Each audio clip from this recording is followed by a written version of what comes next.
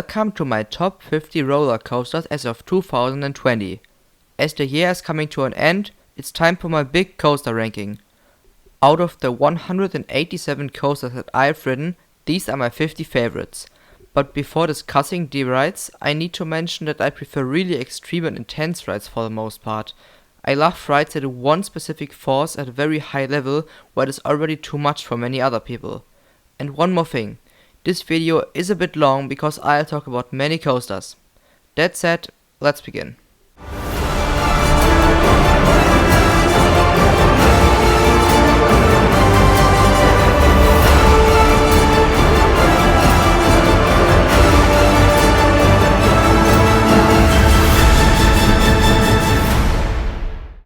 Taking the 50th spot is Van Helsing's Factory at Movie Park Germany. This Gerstlauer bobsled coaster might have a family-oriented layout, but there is much more to this attraction. It's entirely indoors and packed with a lot of theming during the ride. While many parts of the ride are nothing special, one specific part puts this coaster in my top 50. The triple switchbacks. In the first half of the coaster, there are 3 wild mouth switchbacks that are taken really fast, meaning the laterals are stronger than on most major coasters. That single element is world class. So Van Helsing's Factory deserves this spot. On number 49 sits Tornado at Bakken. Now this Intermin spinning coaster is wild. The track length, ride height and top speed are pretty much the same as on many kiddie coasters, but oh boy is it extreme. During the entire ride you are spinning quite fast, but that is not what makes Tornado such an amazing ride. It's the start and the ending. At the start of the ride there's a very fast chain lift hill followed by a unique chain launch. With the about 40 km an hour from that really rapid launch, you go down the car crash drop. At least that's what I call it. The coaster car slams you downwards only a few meters, but it throws you around like crazy. And at the end of the ride, there's a powerful helix with great spinning and strong positive Gs. Moving on, taking number 48 is Dwervelwind at Toverland. Just from looking at the stats, you really wouldn't expect all that much from this mug ride spinning coaster, but it blew my expectations. While it's not that tall, fast or long, the coaster is surrounded by a beautiful area and it also features an onboard soundtrack. But what really surprised me was the ride's intensity. From the first drop to the brakes you spin a lot, which together with the tight elements delivers an amazing experience. Desert Race at Heide Park takes the 47th spot. Here we have a great example of a ride that delivers great forces even though it is very short. The hydraulic launch of this Intermin accelerator coaster is quite powerful and definitely underappreciated. During the layout there are several high G turns and airtime moments, and especially these airtime moments get overlooked. All of the hills deliver some solid airtime, but of course not that strong. So aside the short duration, Desert Race is an amazing and fairly powerful ride. On number 46 sits Flight of Fear at Kings Island. I don't think many people know how good this coaster is. This Premier Rides LIM coaster is easily my favorite indoor coaster, and it surprised me. Flight of Fear might already be 24 years old, but it doesn't feel outdated at all. It is pretty smooth, the duration is great, it is pretty intense, and it has a well-themed queue line. Sure, the restraints aren't the greatest, but they don't take away from the ride. Taking the 45th spot is another launch coaster. This time the Mug Rides multi-launch coaster Manta at SeaWorld San Diego. If I'd rank this coaster just by the quality of the layout, it might come in a few spots lower, but I like a few other things about this ride as well. First of all, the presentation of this coaster is amazing. Especially the ride's logo looks amazing and the color scheme is great as well. I really like the fusion between mild family ride and high-level thrill coaster on Manta. Some sections are decently intense while others are a bit more graceful. And it makes this coaster so unique. Now on number 44 sits the only defunct coaster on this list, Vortex at Kings Island. It was sad seeing this Aero Looper go, because it delivered a great ride even though it was old. Vortex was a back row coaster. There it delivered great airtime on the first drop, strong Gs in the loops, crazy hang time in the corkscrews, more good Gs in the Batwing, and most importantly a smooth ride. For some reason many people disliked Vortex, mostly because they thought it was rough, but it really was not when I rode it. Staying in Ohio, Raptor at Cedar Point takes the 43rd spot. Yes, I know this seems a bit low, but you have to remember that I really like all the coasters in my top 50. Raptor is a great beat 'em invert that provides great Gs and a smooth ride. The inversions are on a high level, but none of them stands out. I only got one right on Raptor, which was in the front row. I think the downside this invert has is the consistency. Some sections are not that intense, and I was a bit underwhelmed because of that. Raptor is a great ride, but it could be a bit more intense. Sitting on the 42nd spot is Skyscream, the premier ride Skyrocket drew at Holiday Park. During my so far only visit to Holiday Park, Expedition GeForce and Skyscream were both closed pretty much all day. Only Skyscream opened, but shortly before the park closed.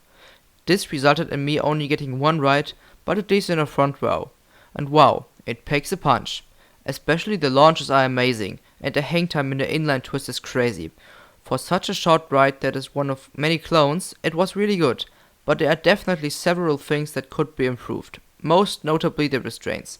Taking the 41st and 40th spot is Gemini at Cedar Point. For such an old coaster, I was very satisfied with this aero dueling hybrid coaster. I love the dueling aspect together with the many airtime filled drops and head chopper moments. On top of that, I rode it on Coaster Kids Day, which of course makes me like this ride so much more.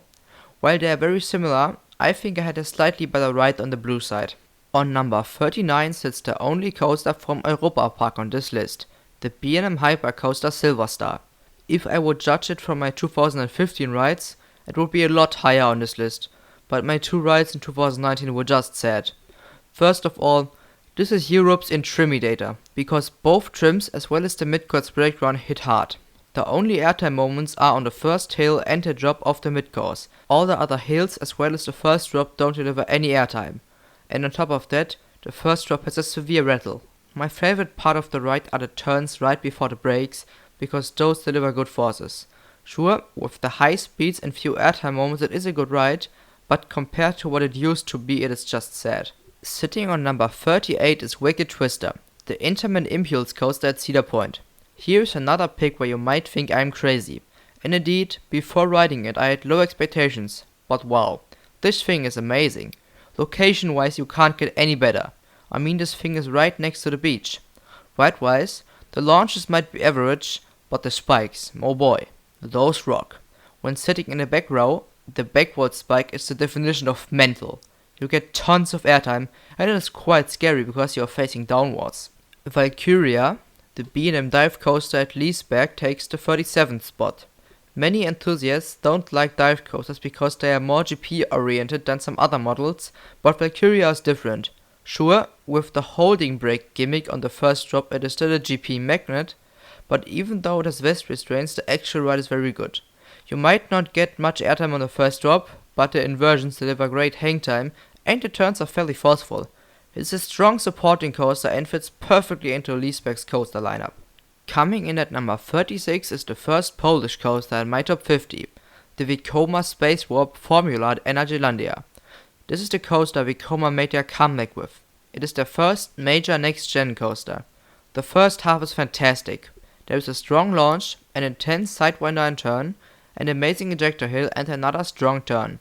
The other two inversions, turns and hills in the second half of this sadly a bit short coaster are not quite as good. But as is the next-gen Vekoma, Formula is very smooth and a great example of what this manufacturer is capable of now. Moving on, Banshee at Kings Island sits on the 35th spot. Now the opinions on Banshee are very polarizing. Some say it is one of the best B&M inverts and some call it one of the worst. In my opinion it is one of the better ones, because it is long, quite forceful, and it has a good variation of inversions. On top of that, the vest restraints do not take away from the ride. Because there isn't really any airtime moment, the comfort of the vest just adds to the ride. Taking the 34th spot is my 100th coaster, Yukon Striker at Canada's Wonderland. Here it is pretty much the same thing as with Valkyria. Yukon Striker is just bigger, longer and a bit more intense. The theming and location of this ride are amazing. And as this B&M dive coaster was the 100th coaster that I rode, it is special to me. Oh boy, the 33rd spot will be very unpopular. It's Mystic Timbers at Kings Island. Many people consider this to be the best GCI, excluding the ones in China, and I don't really see why. The first 15 seconds after the first drop are pretty good and feel very fast, but at the turnaround the ride kind of dies down, and as the high speed feeling is no longer given in the second half, that section is pointless. So while the theming and first half of Mystic Timbers are on a high level, The weak second half and short ride duration keep this from being in my top 30. And now for another unpopular spot. Number 32 is Nessie at Hansa Park. I might be biased here, but the airtime on this Schwarzkopf looper makes it amazing. Sure, the turns are nothing special, but the loop delivers very high Gs and all of the drops deliver at least floatjack to airtime, and one of them delivers freaking standing airtime. On top of that, the theming around Nessie enhances the experience a good bit. Another airtime filled ride takes the 31st spot. It's Magnum XL to 100 at Cedar Point. The original hypercoaster built by Aerodynamics is in the same league as most modern day hypers. Magnum still runs very smooth, there are only a few jerky spots, and the entire ride is pretty fun, but the finality makes the ride complete. The final few hills might not deliver sustained, but definitely very strong airtime. I'd probably rank this even higher if I rode it in the Magic seat, but it's incredible nonetheless. Starting the top 30 is Flug der Dämonen, the B&M Wing Coaster at Heide Park. Since I rode it for the first time in 2015, I've always enjoyed Flug der Dämonen. It might be a bit short, but it delivers an amazing ride with a great variation of forces. There are multiple 0G and airtime moments, there is amazing hang time, and there are some good positives as well as solid theming.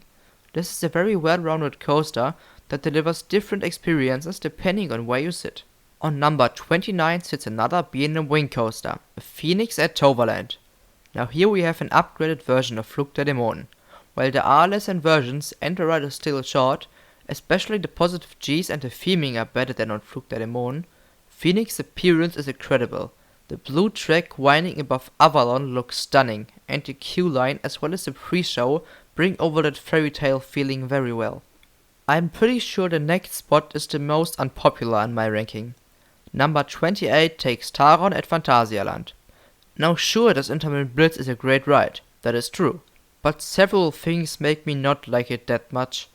So of course the theming around Taron is amazing, but the actual ride doesn't really have a story, which is a big downside to me. And during the ride, I don't find the interactions with the area to be that interesting. But one thing that always kept me from being overwhelmed by Taron both in 2017 and in 2020 is that the coaster is not intense. While the ride duration is very good and the layout is very compact, the ride has a severe lack of strong forces. Especially the positive Gs are very weak, which is a major downside. Airtime wise there are a few moments, but none of them is very strong. And with so many transitions, only one manages to be very whippy, which brings me to the fact that Taron feels controlled and boring in many spots. The launches, the theming and the alright feeling of speed are the only things that make this ride good. Moving on, Kings Island's in-house Woody the Beast sits on the 27th spot. The longest Woody in the world might be old, but it delivers a great ride. In the first half there are mostly straight tracks and slightly banked turns, but you are far away from the rest of the park flying through the woods, which is such a unique feeling. But if the Beast only had the first half, it would be a lot lower in my ranking. What puts this ride all the way up in my top 30 is the double helix after the second lift hill. Never in my life have I experienced an element that out of control. The laterals, the tunnel and the roughness all at once are unbelievably powerful. It is crazy. On number 26 is Walibi Holland's Mag Ride's Big Dipper Lost Gravity. Now this is a unique ride. I love the strange theming around the well as well as the soundtrack, but what makes this ride amazing is the first half of the ride. After a very fast lift comes one of the wildest first drops out there, followed by a very strong bunny hop. The top hat and ejector hill of the first half are incredible as well. And so far all of the elements would easily put this ride in my top 20. But sadly the airtime and intensity is not as strong on the second half, and at some spots towards the end of the ride the coaster starts meandering around. Overall Lost Gravity is a very enjoyable and intense ride. Taking the 25th spot is Colossus at Heide Park. Intermin prefabricated wooden coasters are incredible. I think Colossus is the weakest of the four, but it is phenomenal nonetheless. Before the retracking this coaster was stronger, but since the ride reopened in 2019 it is slowly regaining back its old glory. Airtime wise it is pretty good, but it used to be stronger as the hills no longer deliver ejector. The theming is pretty good now, as the wooden monster at the end of the ride looks quite intimidating. Walter Mears Gravity Group wooden coaster Ravine Flyer 2 sits at number 24. I can already tell that Gravity Group is my favorite wooden coaster manufacturer, even though I've only ridden Ravine Flyer 2. The coaster is pretty smooth, Very fast pace, airtime filled and intense. On top of that, the terrain usage is incredible. I didn't ride it in the back row, yet I thought all of the elements were pretty good. Number 23 is Goliath, the Intermin Mega Coaster at Walibi Holland. Here we have a great example of a ride that has amazing forces without being too extreme for some riders. The first three elements on this coaster are just incredible, with an amazing first drop, powerful camelback and a big stangle dive. The middle section of Goliath is good, but there is not really any airtime and the helixes are not the most intense. The finality of this ride is 3 solid airtime hills as well as one surprisingly intense turn. Goliath is a very well-rounded coaster that many people can enjoy. And number 22 takes Boulder, the Intermin prefabricated Woody at Leesburg. Not only is this thing one of my favorite drops, but the airtime filled and smooth layout is incredible as well. Every single hill on this ride delivers great airtime, reaching from sustained floater to rapid ejector. And because the airtime is so good, the weak turns don't take away from the ride. On the 21st spot sits Hansa Park's Gerstlauer Eurofighter Fluch von Novgorod. There are 2 reasons that make me rank this so highly. First of all, the theming. From entering the queue line until exiting the ride shop, there is theming. I am not going to explain the story, but it is very detailed and dark. The second thing that makes this coaster fantastic is the launch. Gerstlauer is the master of LSM launches, and this launch is by far the most powerful LSM launch that I've ever experienced. It is more intense than many hydraulic launches, but it is short. But don't think the rest of the layout is underwhelming. No, there's a great airtime hill right after the launch, and a pretty intense turnaround, a whippy hardline roll, and an indoor beyond vertical drop. Fluch von Novgorod is easily the best Eurofighter, as the mix of theming and layout is one of the best on earth. Starting off the top 20 is Karacho, the Gerstlauer Infinity Coaster at Tripsdrill. Here we have another Gerstlauer with a great launch. While the launch and theming are not as good as on Fluch von Novgorod, Karacho has a stronger layout. All of the inversions are really good. A hardline roll before the launch delivers great hang time, and same thing goes for the inverted top hat. The dive loop towards the end of the ride is one of the whippiest inversions I've ever experienced, and the corkscrew right after that is powerful as well. Aside the inversions, the top hat after the launch delivers some solid airtime. Canada's Wonderland's B&M Hypercoaster Behemoth takes the 19th spot, so I'm going to make this short. All of the hills deliver great sustained floater or even flow ejector airtime, and the trims do not make the ride weaker. The only downside here is the rattle, which is a bit annoying. And number 18 takes Kings Island's B&M Hypercoaster Diamondback. Basically everything I said about Behemoth applies for this ride, except that there is no rattle. Diamondback also has the 5-second floater hill, which is my favorite moment of floater airtime out there. This is definitely one of the best B&M Hypers. And now for another very unpopular spot. Number 17 takes Hyperion at Energylandia. This Intermin Hyper coaster is just a bigger B&M Hyper. I think that while the ride is pretty intense, it feels like they could have done more with it. The first drop and first big camelback both deliver great sustained flow ejector, though I expected them to be a bit stronger. The dive loop after that is easily the best part of the ride, as it's very whippy and it sends you towards the ground very fast. The second big camelback is a dead spot, as there is no airtime and it makes the ride lose speed. All of those low to the ground sections have some whippy moments and decent airtime, but they could have been a bit more powerful as well. Something that keeps this ride out of my top 15 is the rattle. If you ride Hyperion on the outside seats, there will be a bad rattle that can give you a headache fast. That is just a shame for such a modern ride. Sitting on the 16th spot is Accelerator, the Intermin Accelerator Hyper at Knott's Berry Farm. I love Intermin Accelerators. They are unreliable, but they deliver great rides. Accelerator has my second favorite hydraulic launch, and the acceleration is ridiculous. On the top hat there is a great view and great airtime, and the 2 overbank turns are quite intense. It might be short, but it packs a punch. How about another unpopular spot? Taking the 15th spot is Black Mamba at Phantasialand. This is without a doubt my favorite B&M invert. I love the African theming, the soundtrack and the terrain usage of this coaster, but it does not stop there. Black Mamba is very intense and whippy. The first half with 4 inversions and the junior Immelmann is pretty much perfect.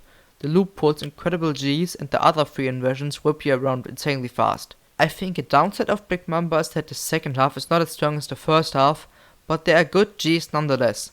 One important thing to know is that the best ride is possible in the front of the train on the right side. And guess what? Here comes another unpopular spot. Helix at Leesburg takes the 14th spot. The raw layout of this Mack Rides multi-launch coaster is amazing, with a great mix of inversions, airtime hills and turns. Then there is the incredible terrain usage and great location. On top of that, Helix features one of my favorite soundtracks, so there are a lot of things that this coaster does great. I think the only downside is that the airtime could have been stronger. Sitting at number 13 is the Gerstlauer Infinity Coaster Gold Rush at Slagharen. And this ride is incredible. During the rather short ride, all of the elements deliver as good as they can. There is strong airtime, great hang time, and consistent intensity. Gold Rush is criminally underrated. It is unbelievable how powerful it is. And taking the 12th spot is Millennium Force, the legendary Intamin Giga Coaster at Cedar Point. This massive coaster is all about the speed. There is some airtime, but it is not the ride's focus. Same thing goes for the positive Gs, which are there, but not in every turn. Millennium Force is really fast from start to finish, and it is a long ride on top. Number 11 is Fly, Phantasialand's new Vekoma flying launch coaster. This is easily the best mix of theming and layout I've ever experienced. The actual ride is fairly forceful and there are some great airtime moments, but overall just the layout itself would not be this high up in my list. But the fusion with the theming makes this ride a masterpiece. Rookburg, the themed area where Fly is located in, is by far my favorite theme park area. Fly is super well integrated in the entire area, it is mind-blowing. Starting the top 10 is Maverick, Cedar Point's Intamin Blitz coaster.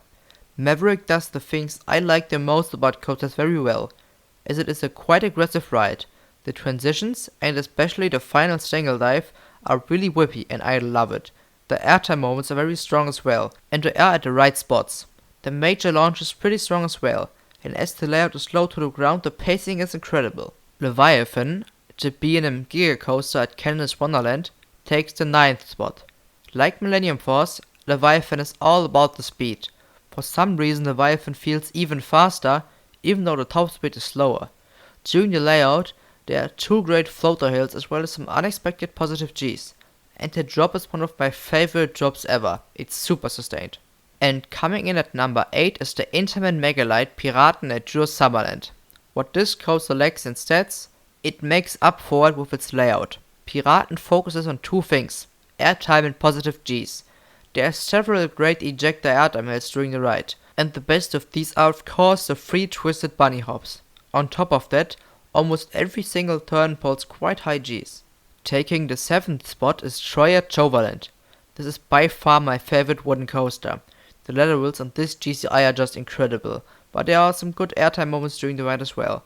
Troy's compact layout and pacing are lovely, and it feels out of control. There is a chance that this is the best Woody in Europe. On number 6 sits Topfield Dragster at Cedar Point. I don't care that this Intamin Strata coaster is short, because in a few seconds of ride time it is crazy. The ride has my favorite launch, because it is powerful, long, and it gets you up to ridiculous speeds. On top of the top hat, there is some good airtime as well as a stunning view, and the spiral drop down the top hat is freaking crazy. And even flying into the brakes is wild because of the crazy speed Topfield Dragster has. And now for the top 5. Taking the 5th spot is Satra, Energylandia's RMC hybrid coaster. Satra has it all. It's intense, it has airtime, it is fast-paced, and it is whippy. This coaster is very strong in both positive and lateral Gs, but for an RMC the airtime could be a bit stronger. And even though the track length is pretty good, because of the insane pacing the ride is rather short, which is the major downside. But even without being very long, Satra is almost perfect. Coming in at number 4 is Walibi Holland's RMC hybrid coaster Untamed. Now this is a perfect coaster. There is nothing that could be improved here. The layout is a masterpiece. Untamed is the strongest airtime I've ever experienced, and it is crazy from start to finish. But not only the hills deliver airtime, no, some inversions have some great airtime as well. I just can't rank Untamed higher because the ride is focused on airtime. That is not my favorite thing on a coaster. The 3rd place takes Leg Coaster, the Vekoma Bermuda Blitz coaster at Legendia. And here we have another perfect ride. Aside the awesome theming and strong airtime, this coaster mainly focuses on one thing, intensity. The positive Gs on Leg Coaster are very strong. Every turn and valley is so powerful and extreme. That is what I love the most about coasters. It is actually so intense that it is hard to marathon. For many people this ride is too forceful, but I think it's perfect. And coming in at number 2 is the legendary Steel Vengeance at Cedar Point. This RMC hybrid coaster is the favorite ride of almost everyone who has ridden it, and it makes perfect sense. During the very long ride there is so much airtime, it is unbelievable. Yes, it is not the strongest airtime, but the amount makes up for it. And then there are 4 amazing inversions. One of the greatest drops out there and probably the best structure run on Earth. In the structure run you don't see what's coming, there is so much airtime, there are so many whippy elements, and it never seems to stop. Steel Vengeance is perfect. What could my favorite coaster be? It is of course der Schwodes Kärnan, Hansa Park's Gerstlauer Infinity Coaster. Since 2015 this monster has been my favorite coaster. The theming makes this more than a coaster, it makes it an experience. The soundtrack is one of the best ever, and the way it's implemented into the story is phenomenal. Kärnan is by far the best coaster for building up a hype, especially with the tower experience. But that is not even the actual ride where Kärnan truly shines. It is about as intense as you can get. The positive and lateral Gs are super strong, and there are some fantastic airtime moments as well. And if all that wasn't enough, the double Stangle Dive is by far the most aggressive coaster element I've experienced. The whip in those transitions is out of this world. Thanks to the lap bars, you get whipped from one side to the other insanely hard. It is indescribable. I wonder if I will ever ride a coaster better than Kärnan. And there you go. These were my 50 favorite coasters as of December 2020. What are your favorite coasters? Thanks for watching. Bye.